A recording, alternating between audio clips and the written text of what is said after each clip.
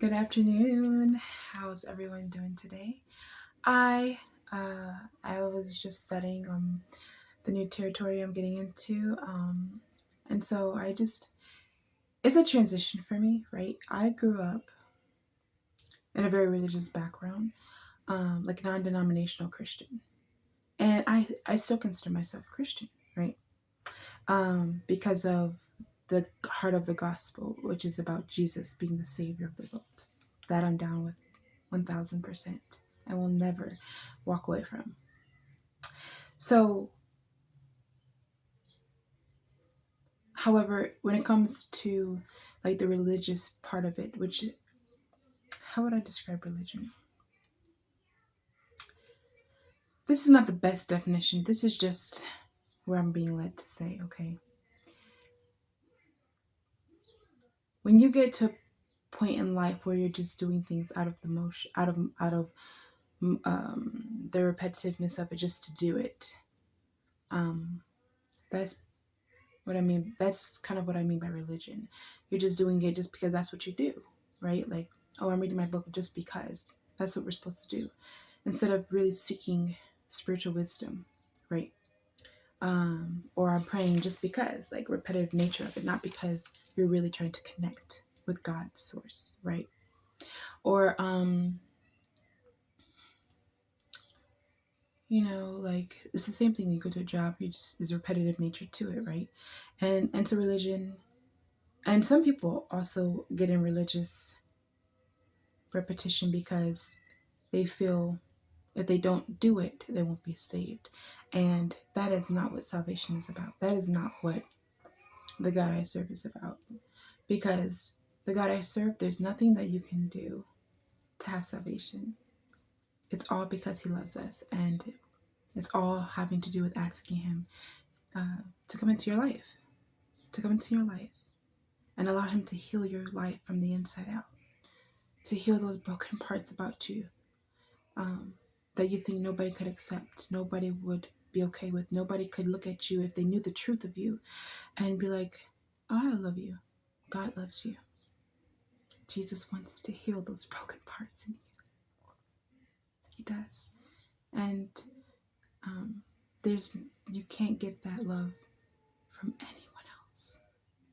You cannot get that from anyone, anything, any amount of money. You can't get that kind of healing from anyone else but Jesus. So I'm not a religious person, but I am a person of faith. So as I'm learning more about spirituality, naturally, because of my upbringing, there are some contradictions that I'm struggling through, right? Some limiting beliefs and things of that nature. So that's what I wrote my poem about too. It's a short poem. It's cute, short and cute. Yeah. Anyway, yeah. So, but I don't know how many people are in my position, but I've had to let go of a lot of limiting beliefs. I'm still working through it. I grew up being taught that basically being attracted to the opposite sex is a sin, which that's the way God created us. God created sex, right? So of course He created the attraction that comes with sex. But I was like, for example, there was one time when I had to go to my brother's football game, right? So after my dad picked me up, we had to go straight to his football. I think it was actually football practice, right? So not a football game. But anyway, and there were some boys there that were just there. They weren't on the team. They were just chilling. And I put on some chapstick. And then my dad turned around at me and was like, boys are looking for that, boys are looking for that kind of thing. I remember one time he told me that, like, you need to be careful when you hug people because people will fill up on you, kind of thing. And that's true. There's truth to that. But at the same time, it was always constantly something like that. Oh, there was one time. Well, let me finish what I was going to say. And so, like, to this day, I have that in my mind. Even when which I haven't seen, I've disconnected from my family, basically, especially energetically. But when I would hug my dad, I even hugging him, I had that in my mind, right? So it's like I had to actively, I was too much in the moment instead of just, I was, how do I explain it? I had to always tell myself it's not that, right? If that makes sense. In a normal situation, because I know it's not going to be that every time. Not everyone in the whole world is trying to fill you up when they hug you, right? And so I had to actively tell myself it's okay to hug this person. It's okay to hug that person, right? Because of what was programmed in my mind. Even there was one time I had so many crushes growing up. Only like 3 that were like legit though. But anyway, growing up in church, I had a big crush on this guy, and I wrote his name. Now, let me explain. This guy was not thinking about me. I went to a mostly Caucasian church, and nobody talked to me, like boys. Okay, so anyway, and I was quiet and shy, very unsure of myself, right?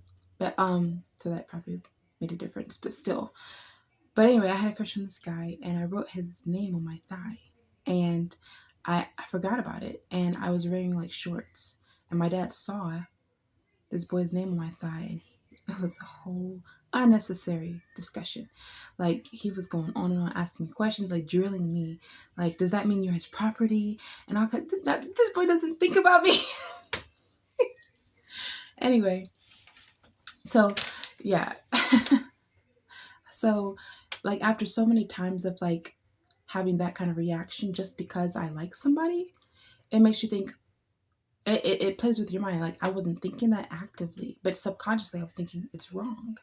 It's wrong to like the opposite sex. It's wrong to want to date. It's wrong to want to do all these things.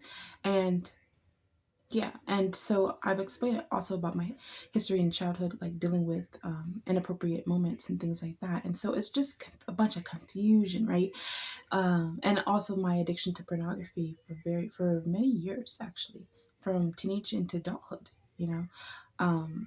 And so it just creates a bunch of confusion, that limiting and false teaching, you know. uh yeah, I mean, obviously there should be self-control practice with everything, right? I can't say personally, but I I've been around people that are very free and open sexually, right? And as an observer for a long time, I was not sexually active. I'm not sexually active right now at the moment, but anyway, I am still putting that disclaimer. But for a long time, like around those normal ages where you would lose your virginity, I was not sexually active. Okay, I think I lost my virginity when I was, I want to say, whenever I met my ex-husband. I think I was 22, 2016. Yeah, but anyway, that's when I lost my virginity. Um, and some people obviously lose their virginity much sooner than that, right? So, what was I saying? Sorry, I got interrupted. Um, oh yes, so I observed a lot, and I observed people, having these connections after connections, and I could see it was almost like draining, right? It was draining, and so I am grateful to a certain extent. In a weird way, the false teachings that my dad taught me kind of protected me from unnecessarily being drained at an early age. No, I just waited till I was older. I'm just kidding.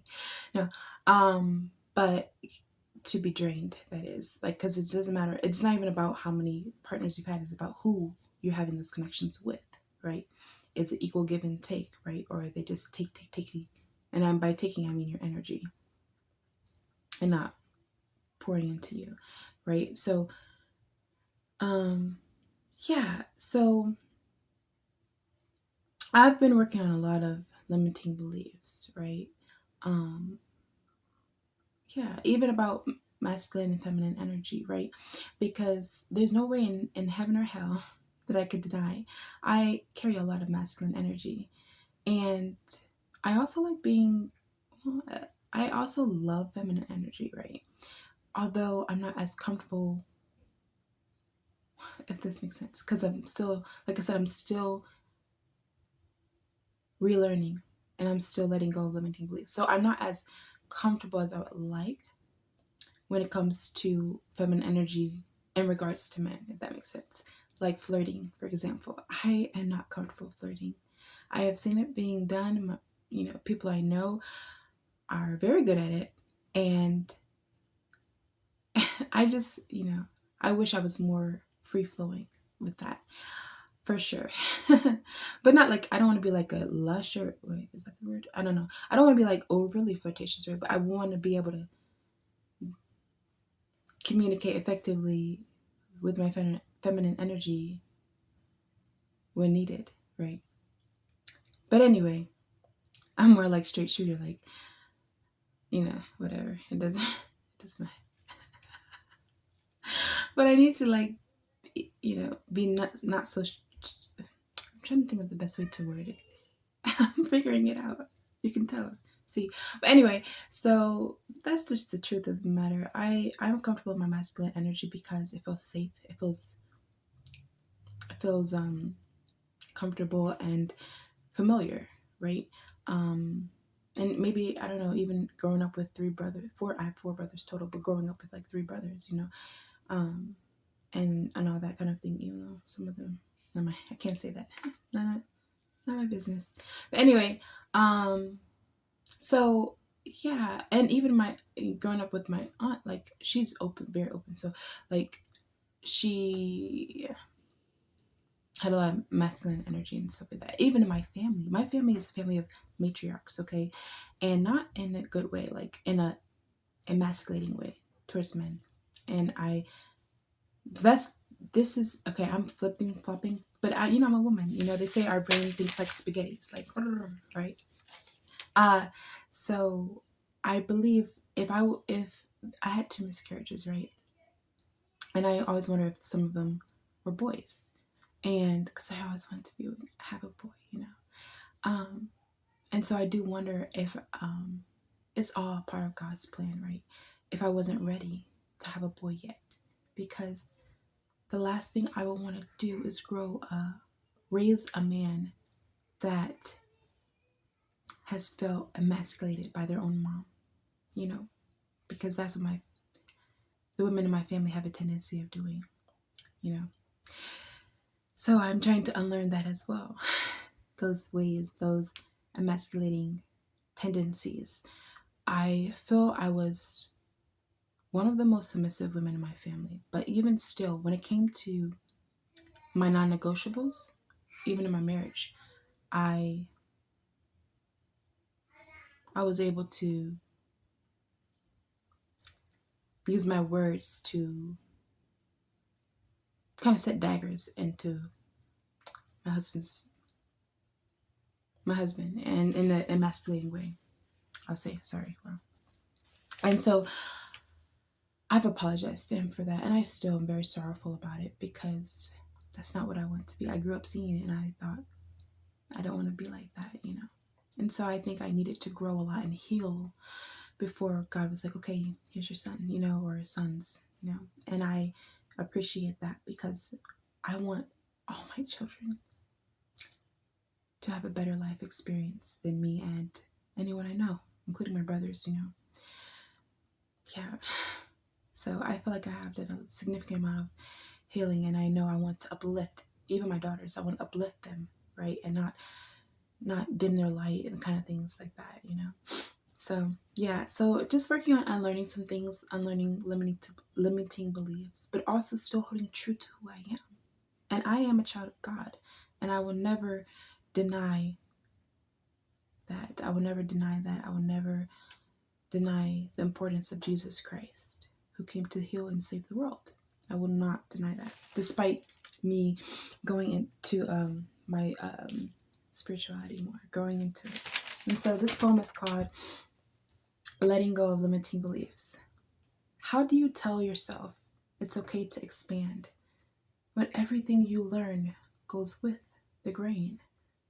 At this point, I can't deny the connection I have with God, but maybe He's holding my hand toward other things, things of the unseen, the unknown, where few people have dared to open their eye and see the mysteries of this great universe, a so-called religious perverse.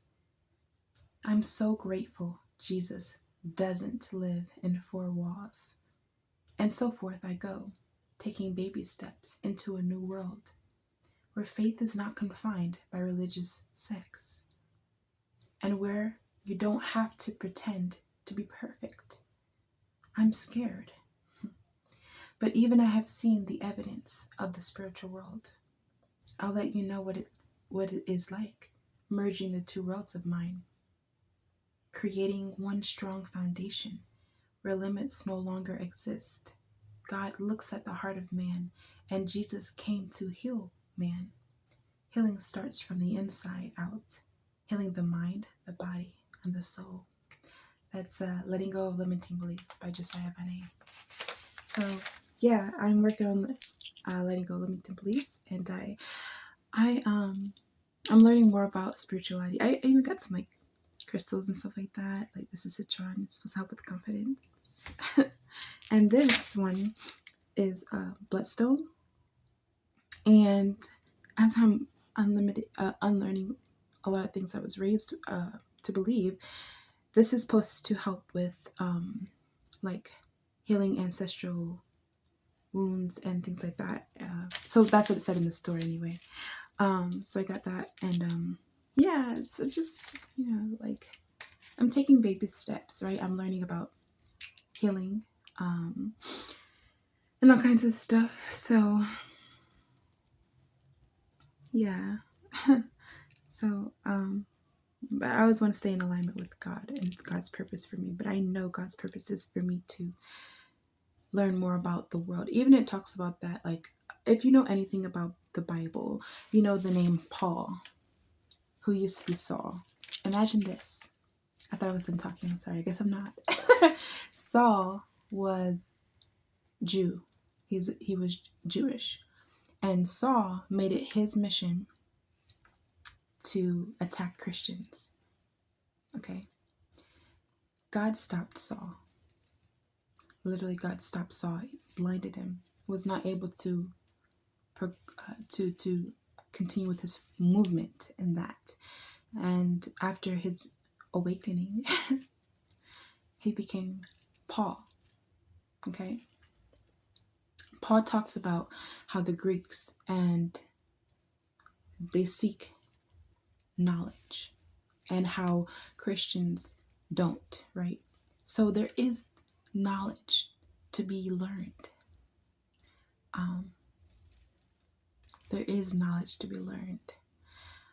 Unfortunately, I don't have those specific scriptures, and I'm feeling a wee bit lazy to look them up at the moment. But they are in there, I promise you. When it talks about, he compares Christians to Greeks and how we should be like the Greeks and seek knowledge, right? Not false doctrine, but the knowledge of truth of the universe, right? Which I believe God is the creator of, So anyway, yeah, like I said, it is a little bit of duality going on, and I like I said, merging two worlds into one. Yeah, so this is real life learning right here, living and learning, right? But anyway, I hope you have a blessed day today, and I pray my energy, my brightness, which sometimes goes up and down. Anyway, I hope I can encourage you today to take those leaps of faith, right? Take those leaps of faith, because you never know where it will lead you. I'm trying very hard to go with the flow and to be led and to be okay with it, right? To trust in God. God knows everything. God knows the gifts he's giving me and the gifts that I didn't tap into before, right? God knows everything, He says, for I know the plans I have for you, plans to prosper you and not to harm you. And I am believing the word of God with every fiber in my soul and my being. So I'm grateful. Much love. Mwah.